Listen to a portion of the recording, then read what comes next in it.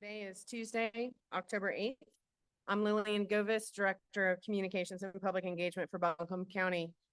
Today, we will have updates on donation centers, power restoration, and trash service from Buncombe County Manager Avril Pinder.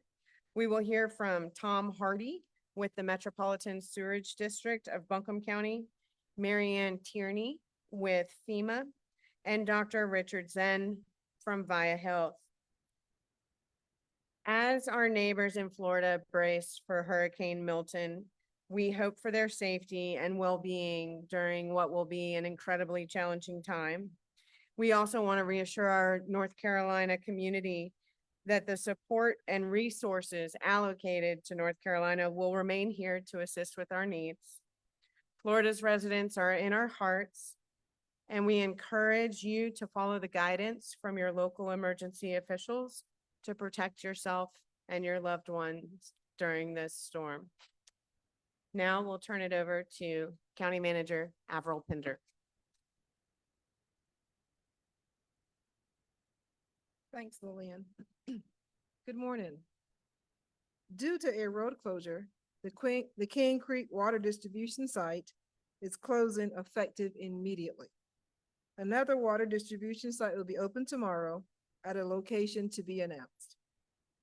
Water distribution sites are available at Estes Elementary, Sand Hill Elementary please enter via the Acton Circle entrance, North Windy Ridge Intermediate, Fairview Elementary, Black Mountain Ingalls, Lester Elementary, Pat Square Park, Asheville Middle, Linwood Crump Shiloh Community Center, Lucy Herring Elementary School, and Oakley Elementary.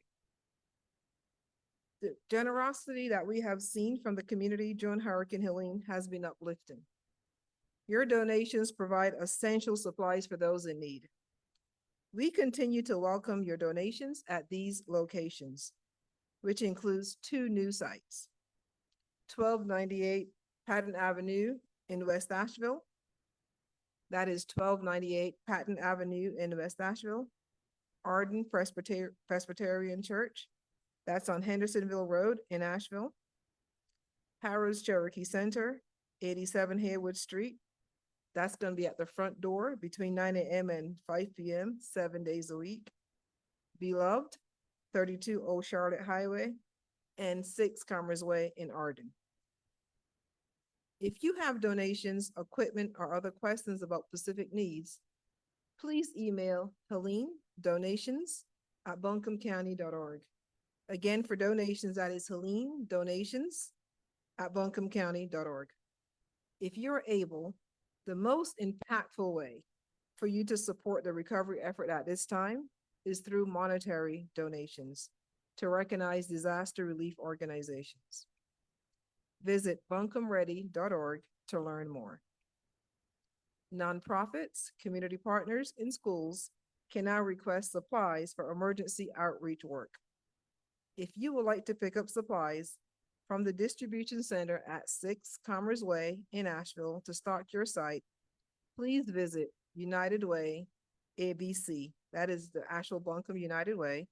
So unitedwayabc.org, and fill out the request supplies form. If you cannot fill out this form online, call the volunteer team at 828-393-5628. You can visit unitedwayabc.org or call 828-393-5628 to request supplies. If you cannot call in advance, you can go to 6 Commerce Way in Arden from noon to 4 p.m. and fill out a paper version of the form. That is 6 Commerce Way from noon until 4 p.m. and fill out the paper version of the form to get supplies.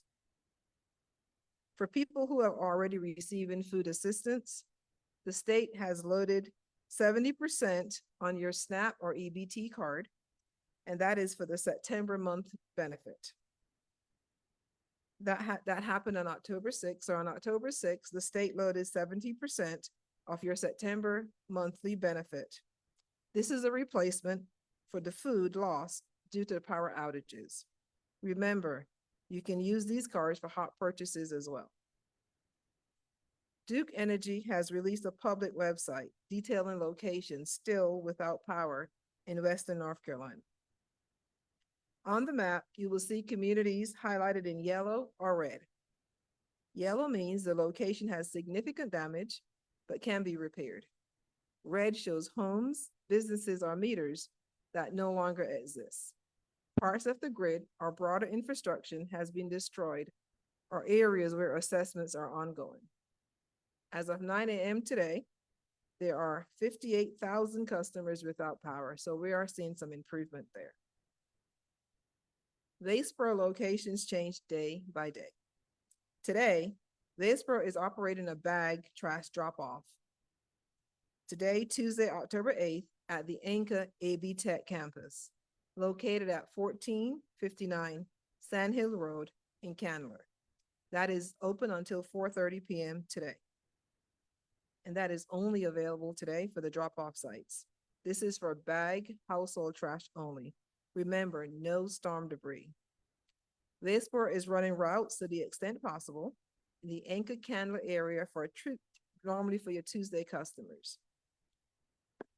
For tomorrow, Wednesday, October 9th, Wadesboro will run the normal routes for household trash to accessible locations to the extent possible again. And Wednesday route is Swannanoa. But we know this area will be very difficult to access.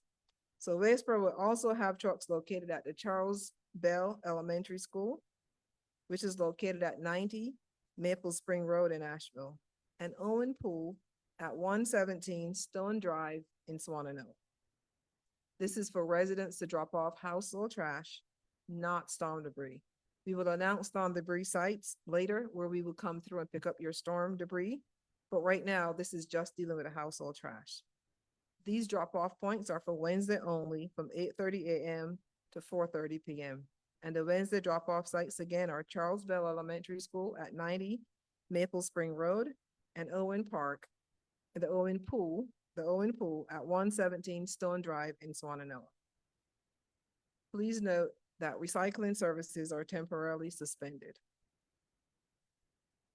We are planning to open the Harmony Creek Transfer Station on Wednesday, tomorrow, October 9th, to residential bag trash only. There will be no charge for Buncombe County residents who bring bag trash to the transfer station. The bag trash fee waiver is temporary.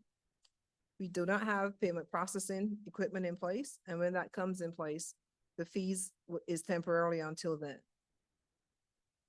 There will be no commercial vehicles allowed to dump at the transfer station at this time. This is for household residents to bring their bag trash right now. Commercial and large vehicles should use the county landfill and not the transfer station. Please take caution while using access roads to the transfer station at Harmony Creek. There is still some dirt and silt along the edges of the roadway. Hours at the transfer station will be Monday through Friday, 8 a.m. to 4:30 p.m. and Saturday, 8 a.m. to 1 p.m. The landfill is open this week from 6 a.m. to 6 p.m., extended hours, 6 a.m. to 6 p.m., Monday through Friday, and Saturday, 8 a.m. to 3 p.m. And with that, I'll turn it back over to Lillian Govas to introduce our next speaker.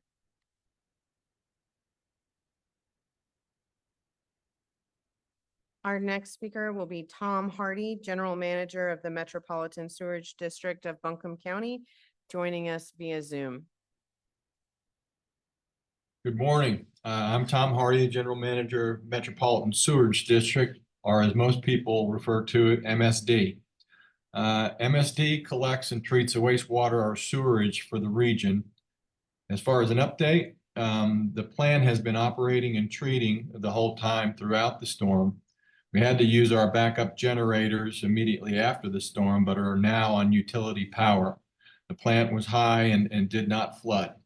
We typically run at about 20 million gallons a day, where for several days we were pushing 80 million gallons a day. All our major lines are working. We call those interceptors, the larger lines, and all 40 of our pump stations have gotten back online, and several of them are on backup power, and we're ferrying fuel to their generators at this point. There'll be some needed repairs on electrical panels and that sort of thing. But we continue to assess the rest of our 1,100 miles of sewer lines in the region for any damage. Now, I want to emphasize people can flush and use the sewers. They are operating. You should check your own plumbing lines for damage, for falling trees out in your yard and that sort of thing. But please use the sewers if you have water. MSD crews assisted Woodfin Water by building a road to their treatment plant, and we fixed some leaks on their interceptor. Water is now currently filling up the system, and Woodfin Water folks are flushing and looking for leaks. As a result of that, starting this morning, MSD opened up the admin building for business on Riverside Drive, and we're open to the public. We have internet and outgoing call capability, but are currently using a cell phone for emergency incoming call. And that number I'd like to give you. It's 828-768-0540. And that is if you have a sewer emergency of some sort, please call that number. I'll say it again, 828-768-0540. As you know, most of the sewer lines run parallel to streams and rivers. MSD crews got out immediately after the waters receded and replaced all our aerial crossings, which was quite a task. There's still a lot of work to reestablish areas that have been eroded where the streams have shifted. And finally, I want to give a shout out to the Union County utility folks who sent a few crews up here to give our guys some relief from the round-the-clock work they had done for the last 8 days. So that they could attend to their families and the damage that they've received at their home. That is my update. Thank you.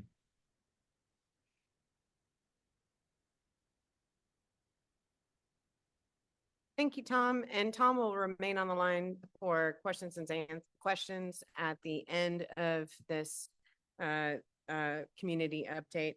Next up, we will hear from Marianne Tierney with FEMA.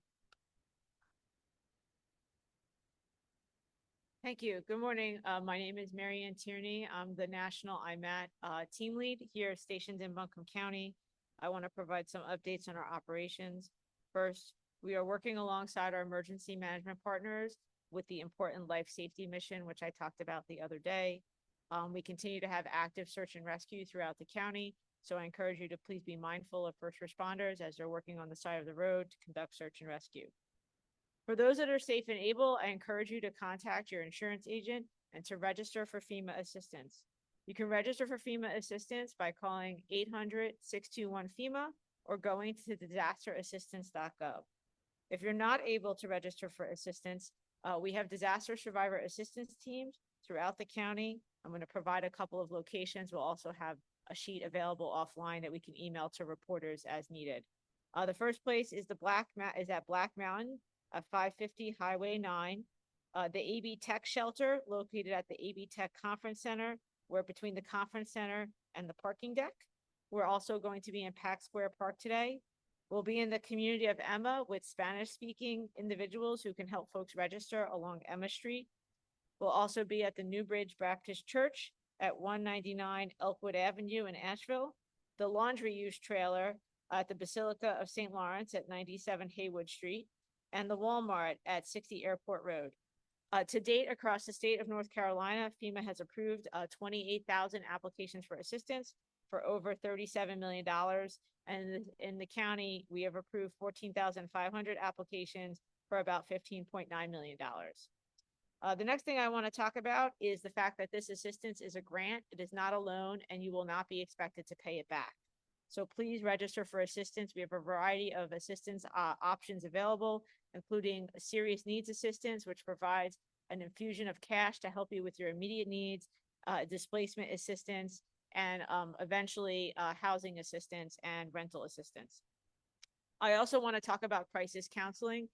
This was a very traumatic event for the community, both in terms of physical devastation, but also emotional and mental health devastation. And I recognize that, as does everybody else at FEMA.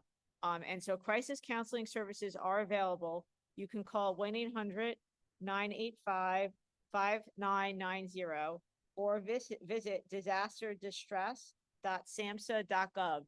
This is an important resource that's available to you 24/7. And I encourage you to reach out if you're having mental health challenges.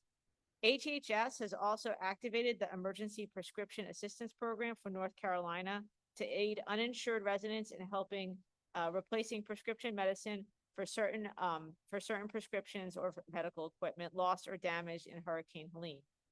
Through this federally managed program, uninsured residents can receive a free 30-day supply of certain prescription medications at any EPAP participating pharmacy, which can be renewed every 30 days. The program also pays for the replacement of some types of durable medical equipment and supplies, such as canes, crutches, walkers, wheelchairs, blood surge meters, and blood sugar test strips for diabetics. Vaccinations provided by retail pharmacies also may be covered by EPAP. So that concludes my remarks. I'll be happy to answer any questions. Thank you.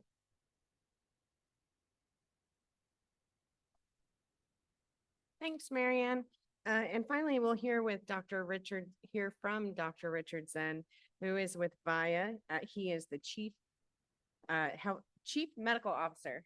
Thank you. Thank you, and thank you, Marianne, for calling attention to those resources.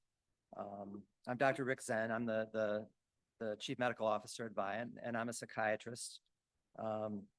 And for those who don't know, VIA is a public managed care organization that helps individuals with needs related to mental health, substance use disorders, intellectual, developmental disabilities, and traumatic brain injuries.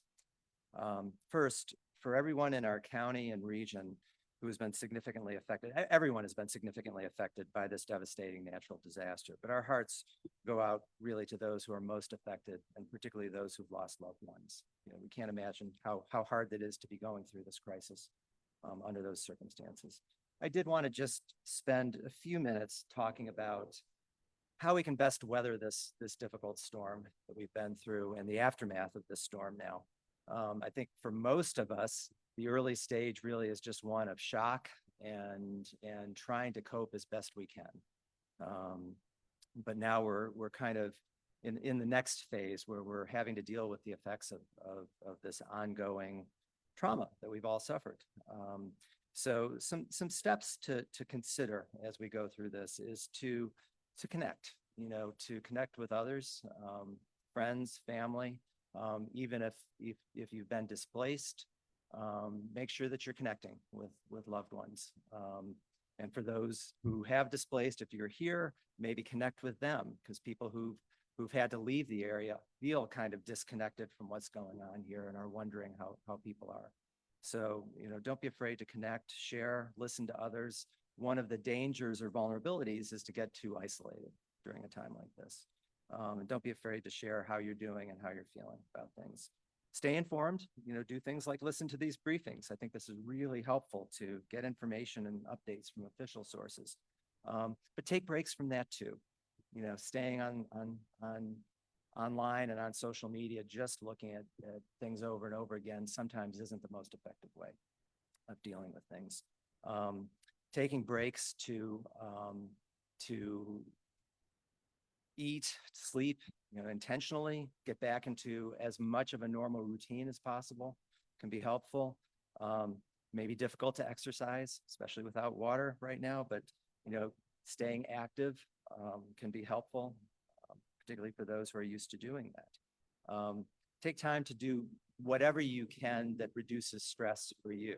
For many people that may be meditating or reading, connecting again with others, and maybe even doing a little bit of deep breathing. If you're finding that you're anxious, just make sure that you're taking deep breaths and kind of taking care of yourself in those ways. Anything to de-stress is helpful during this time. Signs to take extra care. If you're feeling overwhelming feelings of fear, anxiety, anger, sadness, worry, frustration, to the point where it's really affecting your functioning and being able to get by on a day-to-day basis, that may be a sign that it's time to reach out and get some more specific type of help. And if it's affecting your behaviors, if you're finding that you're arguing more or having having thoughts of suicide even as you go through this. Definitely time to be reaching out for help. Changes in appetite, energy, and activity levels. I mean, all our patterns are changed with this, particularly for people without power and water still. Hard to eat normally under these circumstances. But try to do the best you can to maintain those. If you haven't, then that can be, something to reach out to help for. Difficulty concentrating and making decisions. I think my colleagues and I are talking about how, our brains just don't seem to be operating on all cylinders at all times right now. But so some of that is normal, but if it's really affecting your functioning in significant ways, then be mindful of that. Physical reactions, particularly if it's out of the ordinary for you, headaches, gastrointestinal disturbances, body pains, anything along those lines, or a worsening of any chronic health problem that you might have. That's a time to reach out to your healthcare provider. And increased use of tobacco, alcohol, other drugs or substances. This is probably not the time to be doing more of that. These things tend to increase anxiety level, these substances. So be mindful of that. If you're finding an increase or a loved one is having an increase, gently being able to bring that up and offering help is important. Some of us are perhaps at more risk or more vulnerable during these times. I think our kids in particular are they've been through so much between the pandemic, school shootings. Our kids are growing up with a lot of kind of built-in trauma right now. And now a new natural disaster, a new form of trauma that really came, somewhat out of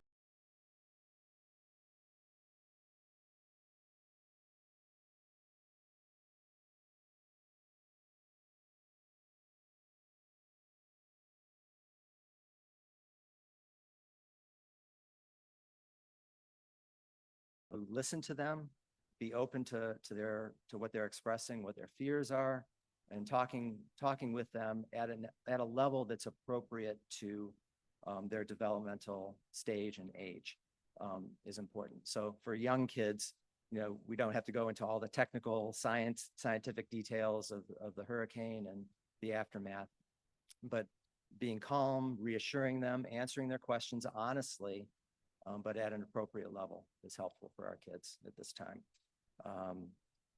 For older kids, I think being straightforward and honest is the best approach generally in most situations, and answering their questions as best we can.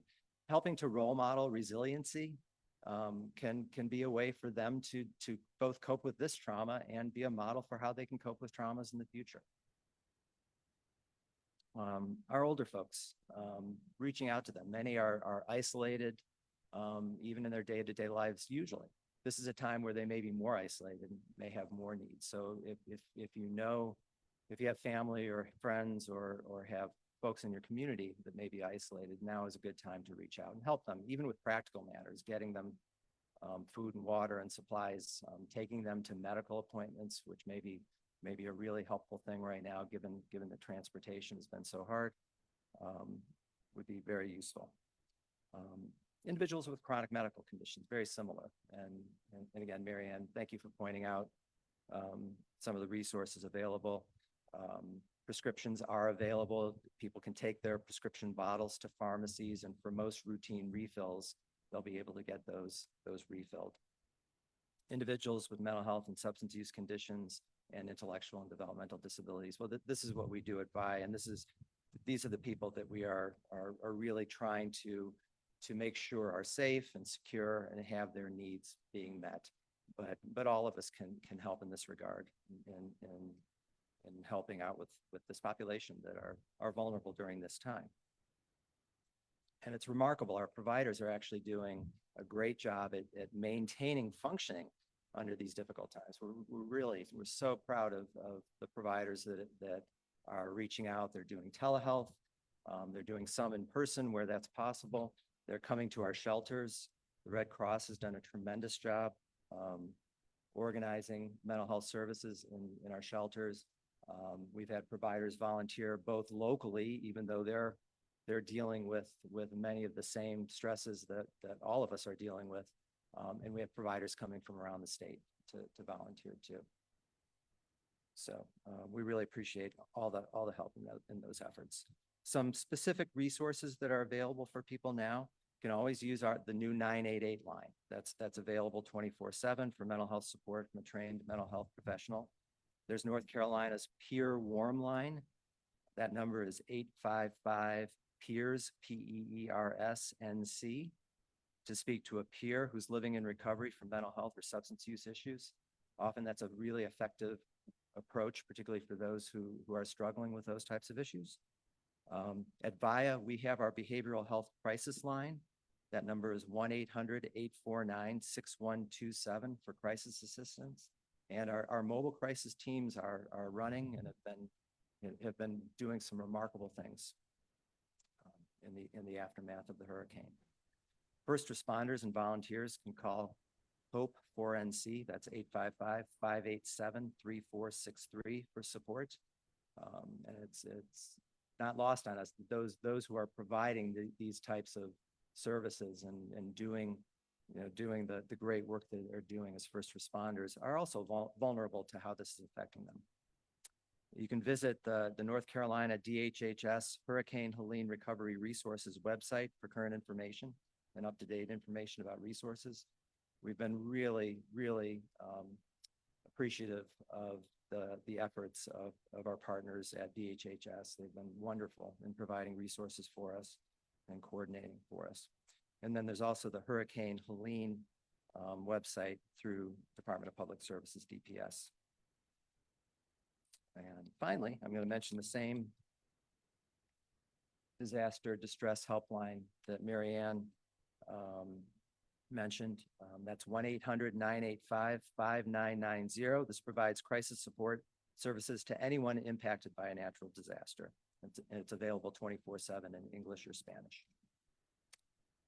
Services include crisis counseling, information on recognizing distress and its effects, and referrals to local crisis centers for follow-up care. Okay. Thank you.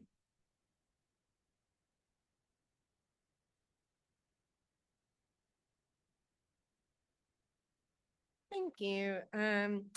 We will move into questions from the media. For folks who are watching on Facebook, these questions are coming in through Zoom, and so there may be questions in the Facebook chat that we aren't seeing and able to respond to, but we will do our best. Couple things I want to touch on before we go into questions. We continue hearing questions from people about what is the appropriate PPE to wear to do any sort of cleanup in the river. Again, we can't stress this enough. Please allow our EPA to come in and do assessments on the river and the river areas before we do stream cleanups, so that they can gauge the level of the public health impact in those spaces. We're also hearing rumors of 200 people trapped, 200 to 2,000 people trapped in a church in Candler. These are not true. Our 911 center did not receive any call to that effect, and we have no information to substantiate that. So that is not an accurate rumor. We are also, we were hoping to provide an update on comfort stations. These are areas where folks can shower, use the bathroom, charge phones more. We weren't quite ready to have all of the details solidified for 11 a.m. today, but as soon as those are solidified, we will release that, even if it is outside of our regular 11 a.m. briefing schedule. So we will share that information as soon as we get it.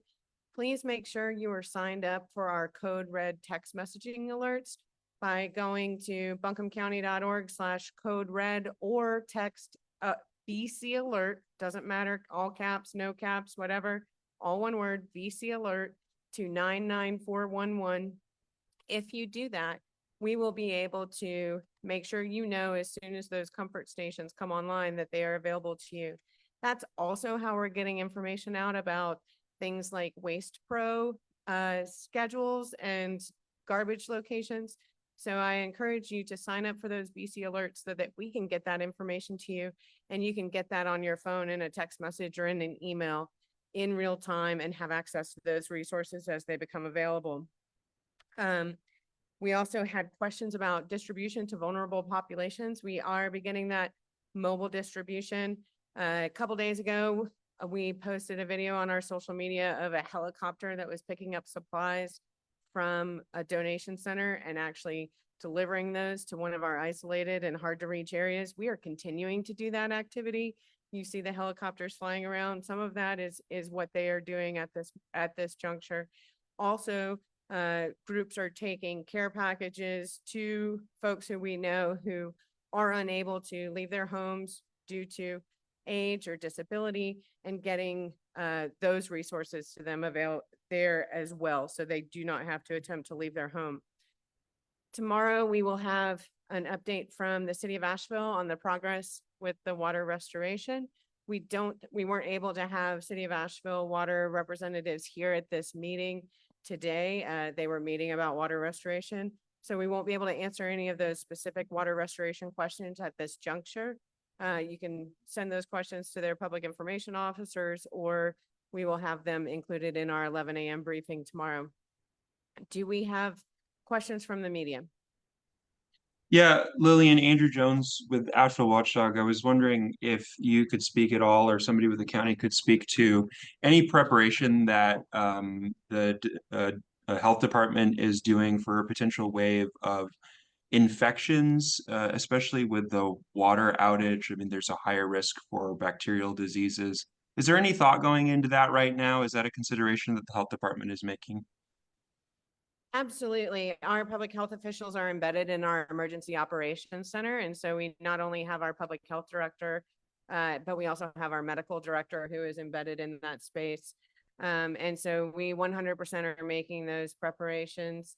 I don't have further information on this, about that at this time, but the public health ramifications of this crisis and this disaster are not an afterthought in terms of what our planning includes. And so these comfort stations will be a place to help assist with that. If folks are looking to make donations to those donation centers, hand sanitizer is key, as our environmental health specialist shared in previous briefings. So donations of hand sanitizer to those donation drop-offs will help us make sure that those are going out into the community while folks are still waiting on water restoration. And will you be coordinating with the hospital to make sure that like there's preparedness for that, potential eventuality? Yes, absolutely. Thank We you have so a much. question Thanks, From- Andrew. from USA Today about delivering supplies to vulnerable people and what supplies are most needed for those persons. Well, water, of course, is going to be a big one, not just for drinking, but so people who can use that to flush their toilets as well. So water and meals ready to eat, those are key things that are being dropped off. Other supplies, like cleaning supplies, disinfectant, hand sanitizers, those are all critical to our hard to reach population so that we can help connect them to those things that will keep them safe while we work on restoration of full and regular services. And a follow-up to that from Laura Lee, BPR. How do people who can't leave their homes request those resources or care kits or deliveries? So people can request those.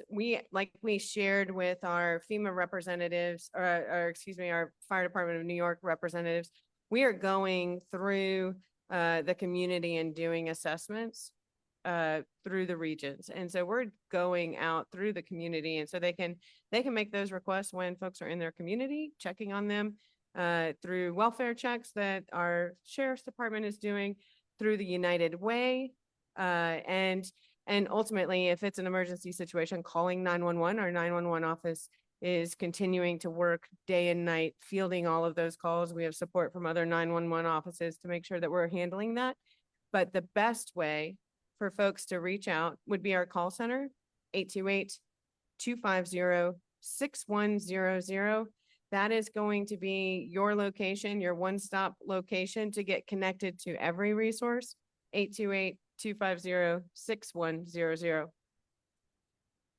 Hi, this is Will Atwater at North Carolina Health News. I had a question. Yesterday there was conversation about wells that needed to be tested, and I know across the county you have anywhere around 8,000 wells. So I was wondering, one, today, do you have a rough count for how many people have called in to have their well water tested? And two, have you been in conversation with FEMA to help with this well water testing across the county? Will, I don't have a number of those calls for you, but I know that our staff is being deployed and is actively doing water testing. So that is something that we can try to include in an additional briefing. Is just that number. Uh-huh. In terms of FEMA or EPA or anyone else, only if through that water testing process, which remember, it takes 24 hours to get those results of the water testing on wells. Only if those results indicate something that we need to engage additional partners on, will they be involved in that process. Okay, thank you.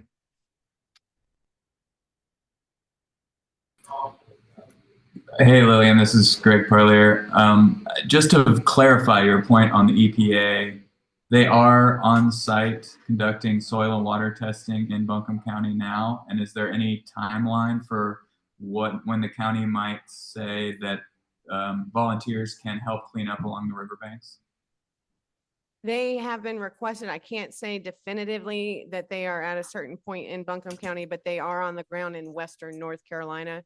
Obviously, these rivers go through many communities and many counties. They are on site in western North Carolina. I cannot say definitively exactly which location, but once we have that information from the EPA, then of course we will be sharing that out and making sure folks know where we are with the status of any identified public health impacts. So the EPA has not briefed the county on their status of any water testing to this point. That has not been a briefing that I have been involved in. So let us follow up via email with that to you, Greg, and then we'll make sure to make that a talking point for tomorrow. Thank you.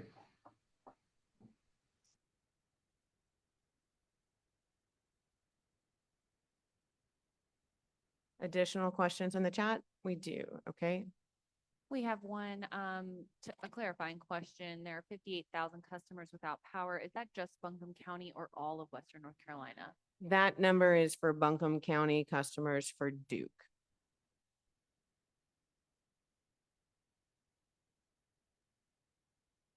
Remember when we started this, our initial number was 149,000 customers without power. So that's great progress that we're seeing in that space. Any additional questions in the chat? I see Charles Perez has a hand up, but I have not heard his question yet. Charles, go ahead. Hi, Lillian. First of all, I want to thank you for the many hours that you guys are all putting in. It's certainly appreciated. That said, I have a question for you about a cease and desist letter that was put out to restaurants in the area, in the county, asking them not to resume operations until they were inspected and could get re-permitted, if you will. A, are there enough inspectors out there? B, are you concerned at all it could hinder the reopening of business? And C, any repercussions for those who just open up and operate anyways?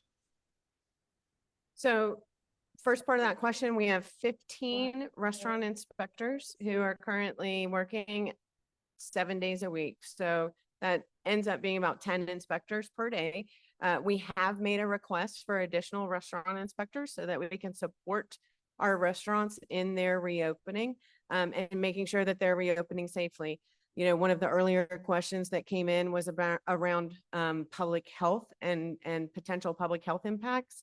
We want to make sure that when our restaurants reopen, that they are doing so safely so that our residents and folks who are looking for that warm meal are going to be able to be ensured that they have followed all of the safety precautions in that space.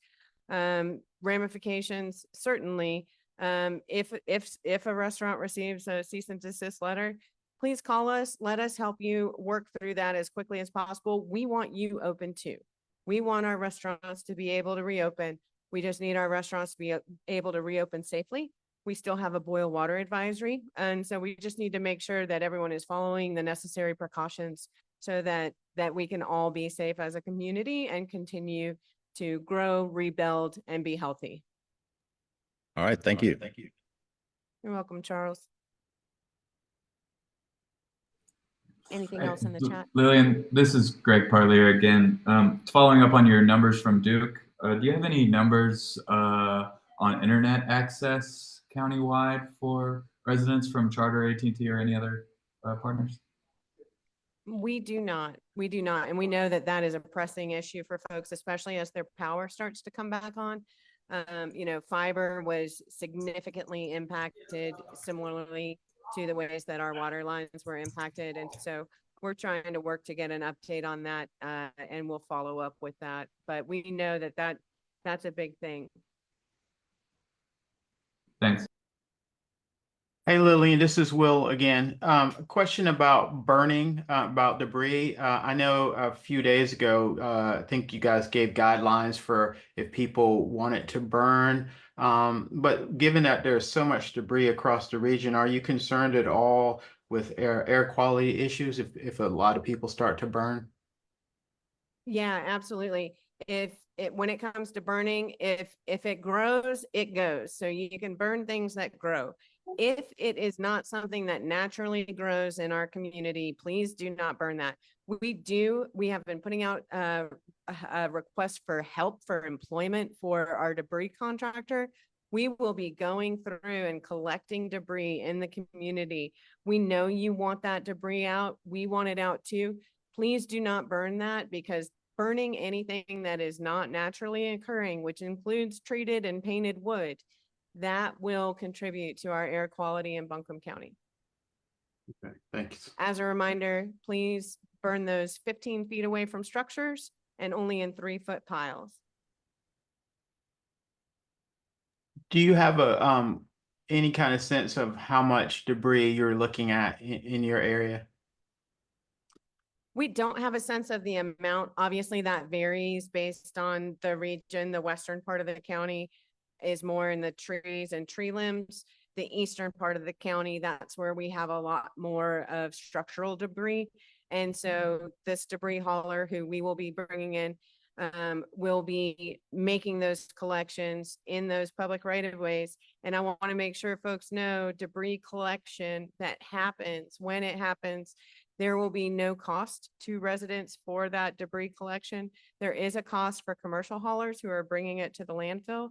So another reason to ensure that our debris haulers are picking that up for you is because there will be no cost to residents.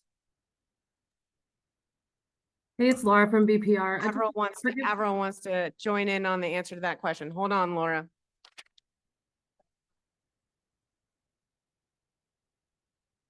Hey, Will, this is Avril. Just real quickly on debris cleanup, we will be coming through every neighborhood, every secondary road. Within another week, we plan to start that. The debris contractor has been here. He has been cutting and clearing roads alongside DOT to make sure our roads are clear. Now the debris cleanup will happen. What I want residents to know is that we would make sure we announce before they come through the neighborhoods, because the residents they will have to pull the debris to the public right away, so that we cannot go into their backyards and pick that up. So if they're already thinking about cutting these trees up or getting them in a manageable load, so they can pull that to the curbs and the gutters. So that's what we want it, on the curb or the public right away.